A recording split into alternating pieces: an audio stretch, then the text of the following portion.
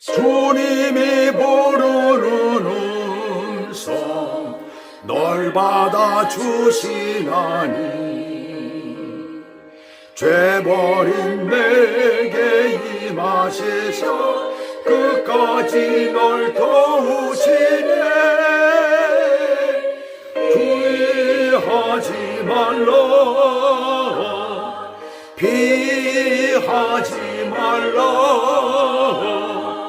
우리가 곁길로 피해도 맘속에 오시리. 심판날 당할 때 주님을 너 맞을 준비해.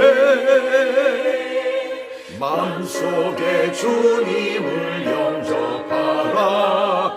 주 영접하라.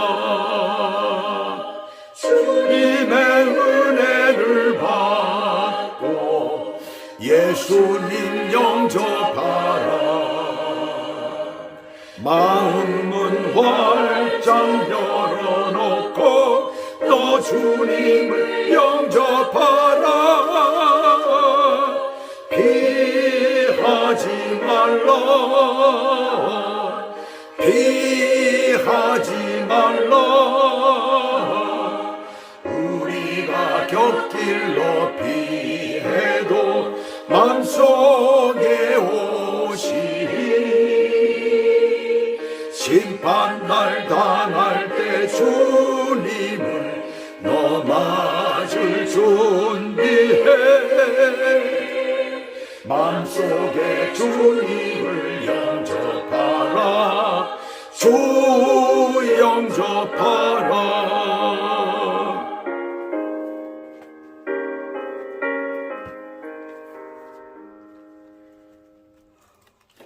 오늘 하나님의 말씀은 창세기 35장입니다. 35장 오늘 9절에서부터 15절까지 내용입니다. 제가 봉독해 올려드리겠어요. 야곱이 받던 아람에서 돌아오매 하나님이 다시 야곱에게 나타나서 그에게 복을 주시고 하나님이 그에게 이르시되 내 이름이 야곱이지만은 내 이름을 다시는 야곱이라 부르지 않겠고 이스라엘이 내 이름이 되리라 하시고 그가 그의 이름을 이스라엘이라 부르시고 하나님이 그에게 이르시되 나는 전능한 하나님이라 생육하며 번성하라. 한 백성과 백성들의 총회가 내게서 나오고 왕들이 내 허리에서 나오리라. 내가 아브라함과 이삭에게 준 땅을 내게 주고 내가 내 후손에게도 그 땅을 주리라 하시고 하나님이 그와 말씀하시던 곳에서 그를 떠나 올라가시는지라. 야곱이 하나님이 자기와 말씀하시던 곳에 기둥 곧 돌 기둥을 세우고 그 위에 전제물을 붓고 또 그 위에 기름을 붓고 하나님이 자기와 말씀하시던 곳의 이름을 베델이라 불렀더라. 아멘. 오늘 하나님의 말씀 제목은 완전한 귀향을 통해 하나님이 주신 복, 그런 제목을 가지고 함께 은혜를 받도록 하겠습니다. 제 주변에는 돌아온 탕자들이 많습니다. 돌탕이라고 일명 그렇게 부르죠. 교회 생활하다가 중간에 하나님을 떠났다가 다시 돌아온 사람들을 말합니다. 그들에게는 한 가지 특징이 있어요. 어렸을 때 누군가의 손에 이끌려서 교회를 다니게 된 그런 사람들이 대부분 중간에 몇 년 혹은 몇십 년 그렇게 하나님을 떠났다가 돌아온 사람들이에요. 제가 바로 그 대표적인 케이스입니다. 저는 한 15년 동안 하나님을 떠났다가 다시 돌아온 사람이에요. 그 중에서도 친구들 중에서도 단 한 번도 교회 예배를 거른 적이 없이 착실하게 교회 생활을 한 그런 친구가 2명이 있어요. 저와 함께 어렸을 때 이렇게 같이 신앙생활을 했었고 또 굉장히 그 후에도 사회생활하면서도 친했던 친구들입니다. 그래서 혹시나 여러분들이 오해를 하실까봐 이 내용을 오해하실까봐 그래서 말씀드리는 거예요. 그 2사람 중에 한 사람은 목사님 아들이었고 한 사람은 장로님 아들이었어요. 근데 그 2사람은 이상하게도 그렇게 오랜 동안 교회 생활을 하는데 우리가 한번 생각을 해보세요. 아버지가 목사님이시고 아버지가 장로님이신데 교회 어른들이잖아요. 근데 그 자식들인 그 두 친구는 50이 넘어서야 예수님을 영접했어요. 그것을 어떻게 하느냐고요? 첫 번째는 그들이 고백을 했기 때문에 그렇습니다. 그래서 비로소 알게 된 거죠. 근데 우리가 신앙생활을 같이 하면서 또 혹은 그들과 나중에 사회생활을 하면서 제가 느낀 것은 그들의 말하는 것이나 공통점이 그래요. 말하는 것이나 이런 것이 전혀 신앙과는 관계없는 것들이 그렇게 많았다는 얘기입니다. 또한 교회 안에서도 자원에서 어떤 프로그램에 적극적으로 참여하거나 이런 일이 없었어요. 늘 끌려가는 입장이고 핑계를 대고 참석을 하지 않은 거예요. 그러나 예수님을 만난 이후에는, 늦게 만났죠. 만난 이후에는 대화 자체가 완전히 달라져 버리고 말았어요. 행동에도 큰 변화가 생겨서 이제는 예수님 냄새가 아주 물씬 나는 그런 친구들로 변하고 말았습니다.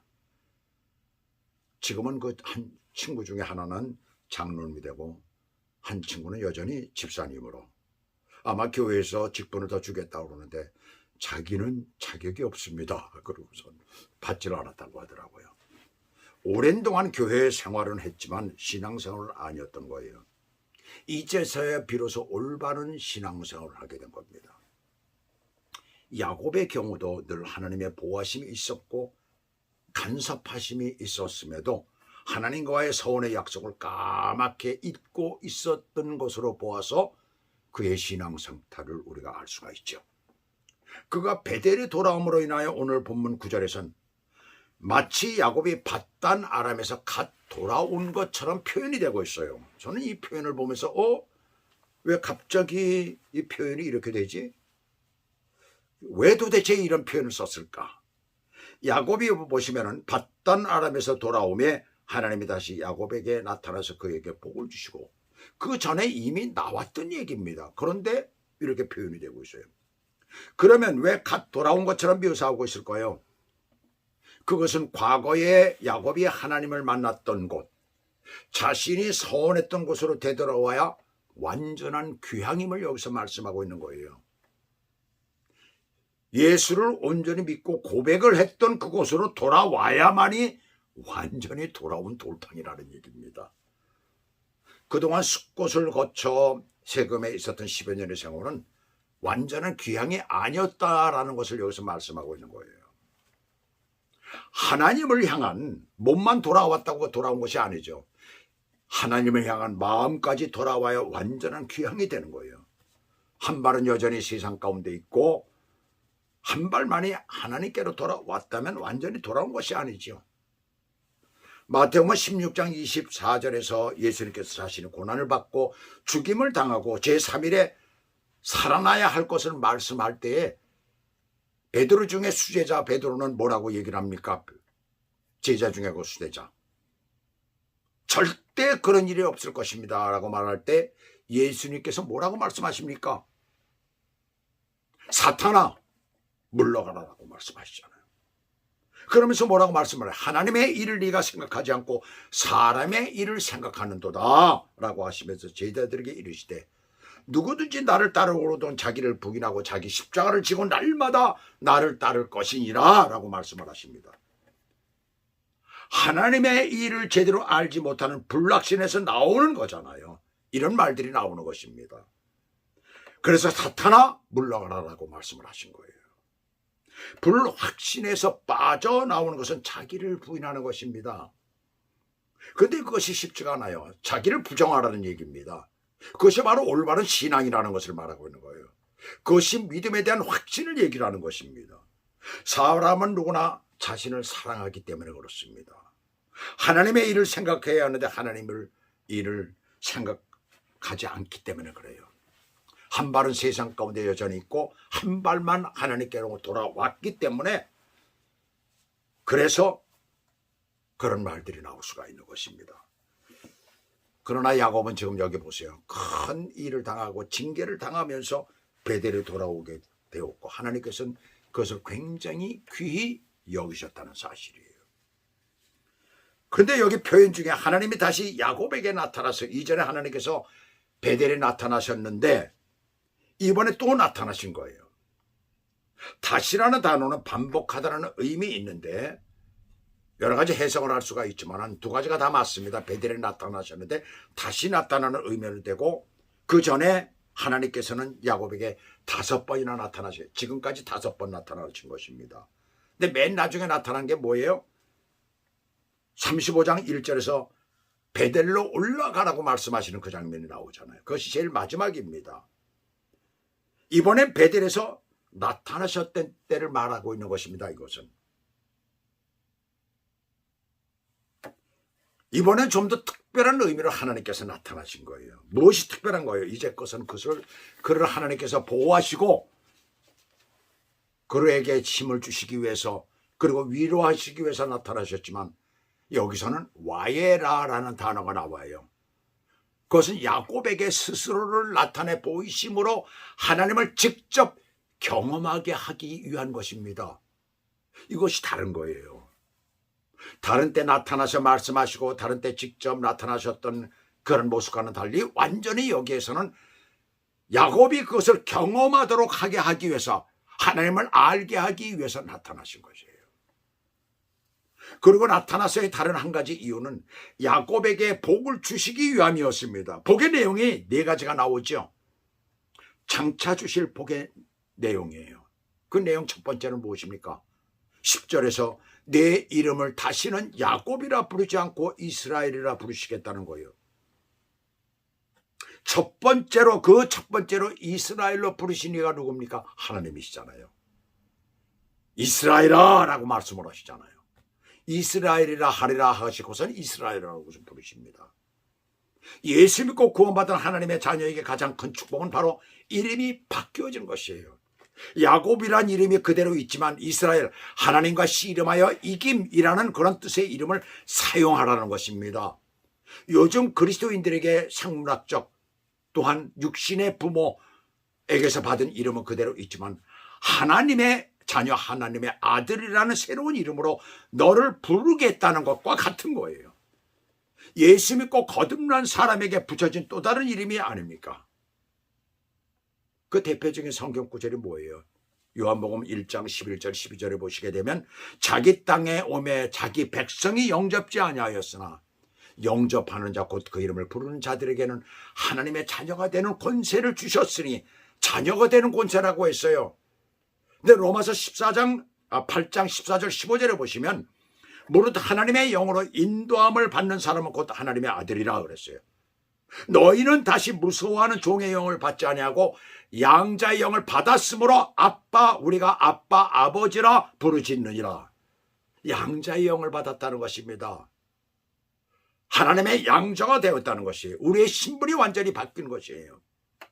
구원받은 것이 얼마나 대단한 것인가를 여기서 알 수가 있지요. 왜 권세라고 하셨습니까? 전능하신 하나님이 아버지이시기 때문에 그렇습니다. 그런 백그라운드를 우리는 가지고 살고 있다는 얘기예요. 누가 아버지예요? 육신의 아버지와 어머니도 계시지만은 하나님이 우리의 아버지가 되신다는 얘기입니다. 거듭난 사람에게 성령이 임하듯이 하나님께서 그에게 직접 임하셔서 말씀하신 거예요. 오늘날은 성령이 임하시지만 야곱에겐 직접 임하셔서 나와 겨루어 이겼다는 이스라엘이라는 이름을 주신 거예요. 즉 오늘날 예수 믿는 우리에게도 영적으로 겨루어 이겼다라는 것이죠.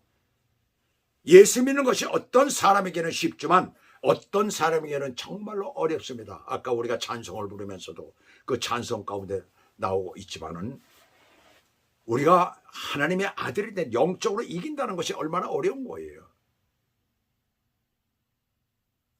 그러면서 참 하나님의 이름을 부른다는 것이 얼마나 왜냐하면 그들이 깨닫지 못하기 때문에요. 알지 못하기 때문에 그래요. 그래서 자기 마음을 열어놓지 못하기 때문에 그래서 마음을 열어놓으라는 거예요. 그 찬송 가운데서 마음을 열어놓아서 주님을 영접하라는 것입니다. 그런데 그 열어놓는 것이 어려워요. 왜요? 인간은 누구나 자기를 사랑하기 때문에 그렇습니다. 그래서 절대로 열어놓지 않으려고 그래요. 그리고 거절을 합니다. 거부한다는 얘기예요. 그것을 이기는 거예요. 그래서 이긴 자에게 영적인 또 다른 이름을 허락하신 것입니다. 그 이름이 뭐예요? 하나님의 아들, 하나님의 자녀라는 양자의 이름을 우리들에게 허락해 주신 것입니다. 두 번째는 11절 보시면 나는 전능한 하나님이라 생육하여 번성하라. 여기서 생육함에 해당하는 페레라는 단어는 명령하라. 너는 명령으로서 너는 열매를 많이 맺으라는 그런 말이에요. 택하신 자의 자녀가 많이 태어나라는 거예요. 그것에는 열매라는 단어를 통해서 우리에게 숨겨진 하나님의 의도가 있습니다. 덮어놓고 자녀를 많이 생산하는 것이 아니라 한 사람 한 사람 하나님이 원하시고 기뻐하시는 자, 결실한 열매처럼 소중하게 여겨지는 자여야 함을 우리들에게 여기서 말씀하고 있는 거예요. 이사야서 11장 1절에서 이새의 뿌리에서 한 가지가 나서 결실한다는 것을 말씀하고 있죠. 그로 인해서 예수님께서 이 땅에 오심으로 예언대로 되었으며 저를 믿는 자마다 결실하는 생육의 역사가 이루어지는 것입니다. 그리고 번성의 축복은 하나님께서 아담과 하와를 처음으로 만드신 후에 처음으로 주신 명령입니다. 하나님의 형상대로 인간을 남자와 여자를 창조하시고 그 다음에 창세기 1장 28절에 보시면 하나님이 그들에게 복을 주시며 하나님이 그들에게 이루시되 뭐라고 그랬어요? 생육하며 번성하라 그랬어요. 땅에 충만하라 그랬어요. 땅을 정복하라. 바다의 물고기와 하늘의 새와 땅에 움직이는 모든 생물을 다스리게 하시니라 그랬어요. 그래서 하나님의 택하신 자는 늘 선교와 전도에 힘써야 하는 것입니다.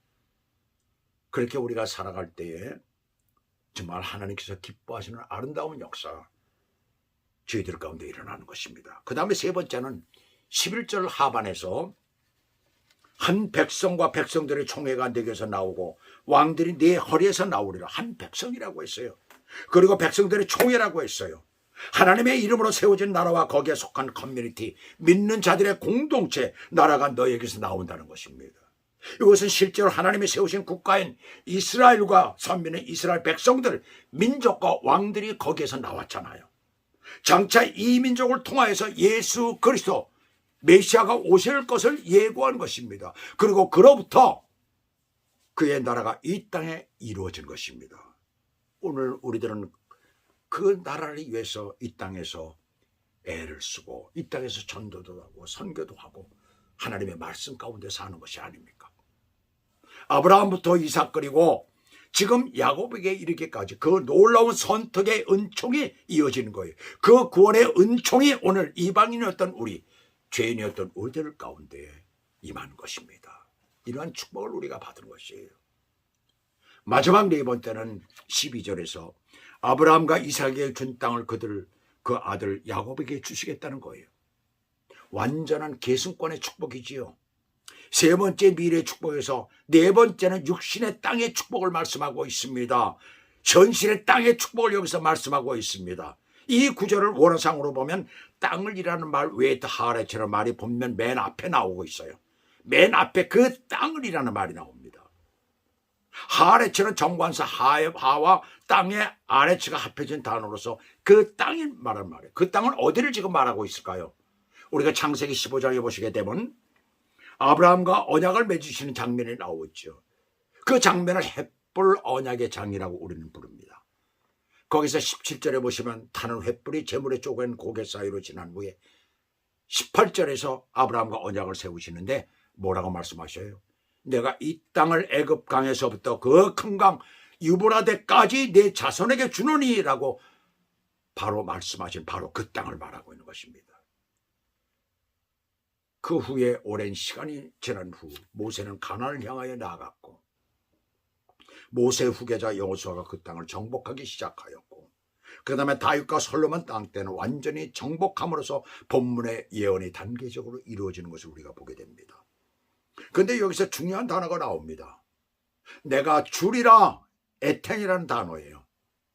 모세나 여호수아나 솔로몬 같은 지도자, 왕들이나 국민들의 능력에 의한 것이 아니라 하나님의 주권적인 능력으로 이루어질 것을 여기서 말씀하고 있습니다. 하나님의 주권적인 능력에 의해서 복음이 이 땅 끝까지 전해질 것을 여기서 예언하고 있었던 것입니다. 오늘 그 복음이 온 세계 가운데 지금 퍼져나가고 있잖아요. 많은 선교사들이 지금 땅끝까지 복음을 전하고 있지 않습니까?